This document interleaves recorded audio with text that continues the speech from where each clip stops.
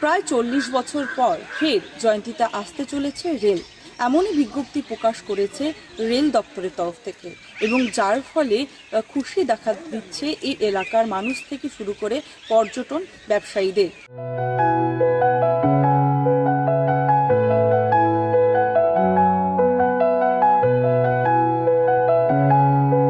একসময় জয়ন্তী ছিল শিল্পকেন্দ্রিক অঞ্চল। ডোলোমাইট, চুনাপাথর, কোয়ার্টজ কাঠ, কমলালেবু, চা শিল্পে সমৃদ্ধ ছিল এই জয়ন্তী। জয়ন্তী নদীর ওপর পাশ থেকে ইউরোপিয়ান চা শিল্প গড়ে ওঠায় তখনকার ব্রিটিশ ভারত সরকারের আবেদনে কোচবিহারের মহারাজা নৃপেন্দ্র নারায়ণ বাহাদুরের স্থাপিত কোচবিহার স্টেট রেলওয়ে জয়ন্তী গীতালদহ রেলপথ স্থাপন করে 1900 সালে মাল বহনের জন্য। তখন চাগুলি রেলপথের মাধ্যমে দেশের অন্য জায়গায় চলে যেত। তারপর 1983 সালে বক্সা ব্যাঘ্র প্রকল্প ঘোষণা হওয়ার পর এক এক করে বন্ধ হয়ে যায় ডোলোমাইট সহ রেল চলাচল। চরম অর্থাভাব দেখা যায় সেই অঞ্চলে। তারপর মানুষ পর্যটন শিল্পে মনোনিবেশ করে। বিভিন্ন মহলের আলোচনার কেন্দ্রবিন্দুতে থাকা জয়ন্তীর বাসিন্দাদের চোখে আবার আশার আলো। রেল দপ্তর ঘোষণা করেছে রাজা ভাতখাওয়া থেকে জয়ন্তী পর্যন্ত আবার রেলপথ স্থাপন এবং রেল চলাচলের কথা। ঘোষণার প্রায় 180 কোটি টাকা বরাদ্দের কথা উল্লেখ রয়েছে। এই নিয়ে আবার নতুন করে আশায় বুক বাঁধছেন জয়ন্তী তথা তৎসংলগ্ন এলাকার বাসিন্দারা। রেল দপ্তর জয়ন্তী পর্যন্ত রেলপথ স্থাপনের কথা স্বীকার করে নিলেও এই বিষয়ে নারাজ বন দপ্তর। তাদের দাবি, বন দপ্তরকে এই বিষয়ে কিছু না জানিয়ে এই সিদ্ধান্ত নিয়েছে রেল দপ্তর। অপরদিকে রেল কর্তৃপক্ষের দাবি, সমস্ত নিয়ম মেনে রেলপথ স্থাপনের কাজ এগোবে। কেন্দ্র রাজ্যের এই সংঘাতের মধ্যেই আটকে বর্তমান জয়ন্তীর পথে সেই ঐতিহাসিক রেল চলাচল।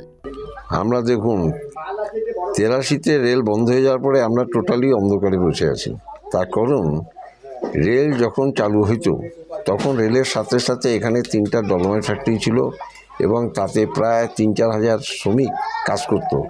অনলি ফর জয়ন্তী না, তখন লেবারের পরিস্থিতি যা ছিল, কোম্পানিগুলোতে যা লেবার লাগতো, বিহার, উড়িষ্যা প্রচুর লেবারও এখানে সমাগম হতো এবং কোম্পানিগুলো তাদেরকে কোয়ার্টার করে দিয়েছিল। এবং রেল সোর্স অফ ইনকামের জন্য এখানে বগি দিয়েছে অনেকগুলো বাগান, যার মাধ্যমে এখান থেকে ডলোমাইট যেত, নিউ আলিপুরে ডাম্পিং হতো এবং তাতে প্রচুর বেকার সমস্যা ওর মধ্যে ইনভলভ ছিল। এর আগে তো রেল ছিল, ব্রিটিশ পিরিয়ডের সময় থেকে চলে আসছে। 83-তে যখন টাইগার প্রজেক্ট ডিক্লেয়ার হয় সেই কারণে রেলটা বন্ধ হয়ে গেছিলো, বা অন্য কারণেও হইতে পারে। যেরকম ওই পিরিয়ডে ডোলোমাইট ছিল, ডোলোমাইটের ব্যবস্থা জন্য রেল প্রয়োজ্য ছিল। তারপরে এখানে উইমকো কোম্পানির ডাম্পিং গ্রাউন্ড ছিল।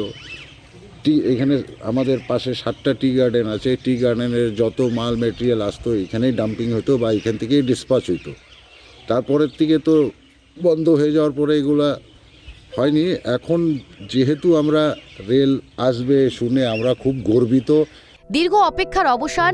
রাজা ভাতখাওয়া থেকে জয়ন্তী পর্যন্ত আবার রেল পথ স্থাপন এবং রেল চলাচলের কথা। ঘোষণার প্রায় 180 কোটি টাকা বরাদ্দের কথা উল্লেখ রয়েছে। এই নিয়ে আবার নতুন করে আশায় বুক বাঁধছেন জয়ন্তী তথা তৎসংলগ্ন এলাকার বাসিন্দারা। তারা আশা রাখছেন যে এই রেল লাইন চালু হলে তাদের এখানের পর্যটন যে রয়েছে সেটা কিন্তু আরও গুরুত্ব পাবে, এবং যারা পুরনো বাসিন্দারা রয়েছেন তারা যেন আবার তাদের পুরনো স্মৃতি ফিরে পাবে। আলিপুরদুয়ার থেকে অনিশা পোদ্দারের রিপোর্ট, কেটিভি বাংলা।